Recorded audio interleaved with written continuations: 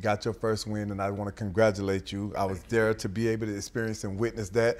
But also, your family was there to be able to experience and witness that. What was that moment like for you? It was really special, you know, to have my parents there, to have my brothers, Josh and Koba, their wives, kids, the whole crew, my cousins, a bunch of people on the sideline, you know, and to be able to look up, see my dad sitting under the 107 section. You know, he's like right underneath the number, so I kind of knew where he was at. And you know, to be all the way across the country, you know, but to get my first win, you know, back on the West Coast and have my family all be there was really special. And the only thing I can regret is like Lizzie, you know, she's got my back. She's the one that's helped make this dream happen. You know, if I can say for one person that has really been behind me and in all of it and working through all the different things over the last 20 years, it's her. And I wish we could have been there to celebrate that together, but I look forward to more opportunities that way for her to be able to enjoy that together. Well, hopefully this weekend she'll be able to celebrate your first home win. I hope so. I was going to say it if you didn't, yeah. All right, so Coach, let's talk about the offense in that game. Is there one thing, I mean, there were so many different parts that all came together, so many guys that shined. Is there one thing that you were the most proud of? Yeah, it was the physical finish. That's Panthers football. Everybody saw it firsthand. That's what Panthers football looks like. It looks like stopping the run on defense, challenging things in the pass game offensively. It looks like being able to run the ball, being efficient on third down. Doesn't mean that you make all of them, but you can make some of them, you know, and we did that so we continue our drives and take the explosive plays when they come to you and finish with a great day running the ball efficiently. Especially at the end, to watch on the screen Robert Hunt launching people, Damian Lewis on the perimeter. Icky got a guy up on one leg and dumped him for about 5 or 6 yards, and to see Chuba and Miles just grind out those dirty yards. It got so ugly at the end. Everybody's tired on both sides. Who wants it more? Just pushing the ball all the way down into the red zone with the clock just ticking down. That is my dream for this program, is to finish our football games that way. Coach, on defense, we talked about that defense having a tall task in defending Davante Adams. We know what he's been capable of. We know what he's brought to the table. But one guy that really stood out to me defensively was Mike Jackson. You know, you guys made a trade for him late in the summer.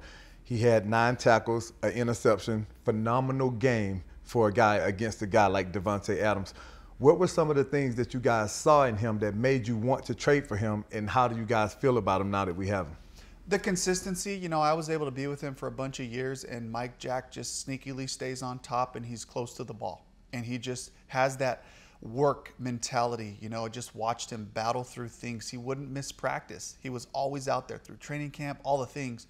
He came in here and did the same thing.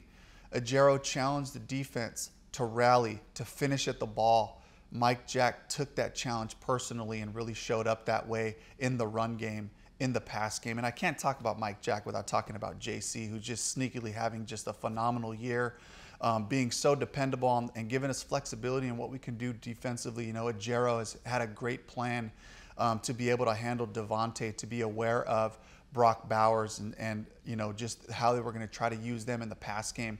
But you know, it all started with stopping that run.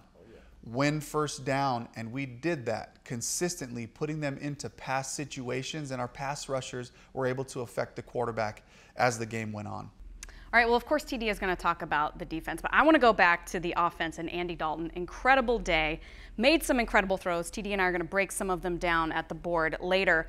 But did you have a favorite throw from him in this game if you had to pick? It for sure was a touchdown to Thielen. Yeah. I think it was the situation. We pride ourselves on being really efficient in 2 minutes because we believe in our system. We work at it all the time. We work at it on Wednesday and Thursday. Put these guys in really difficult scenarios. And, you know, Deontay had a fantastic catch, took it back across, got us into striking distance, you know, and like we were right there in that area, 33 seconds on the clock with a timeout in my pocket. And I'm like, okay, what can we do here? And then Thielen, you know, who got injured on the play, but, you know, Andy just put the perfect amount of air on the ball. Thielen ran a perfect route, things that we've been working on for a couple of weeks, and, you know, came out of it going into the half with a touchdown. I mean, I think that probably just the culmination of the situation, the blocking up front, the execution of the throw and the catch, you know, was just a really cool glimpse of a bunch of guys really dialed into the situation. Coach, so you just talked about Adam Thielen, and it was just announced that we put him on IR. Huge loss for the offense. You know, could you talk to us about who you were expecting to step up in his absence, and what can these guys bring to the table to replace a guy like Adam Thielen? Yeah, first of all, there's no replacing Thielen. You know, just the professionalism, the work ethic, you know, the things that we point to for our standard of play, those types of things. And he'll still have that impact as he's around us and talking to the guys, and he'll represent that for us, you know, and I'm sick that he can't be a part of these next couple of weeks for us as we continue to just find our identity and really hone in on it. I can't wait to see the guys respond. Jonathan Mingo, here we go.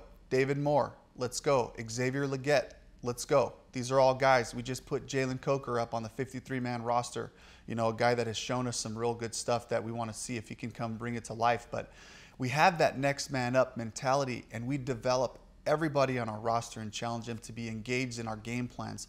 So I'm really excited to see the guys that step into that role. Well, Coach, and certainly we are looking forward to the time that Adam Thielen can get back on the field with all of you. We know he is too.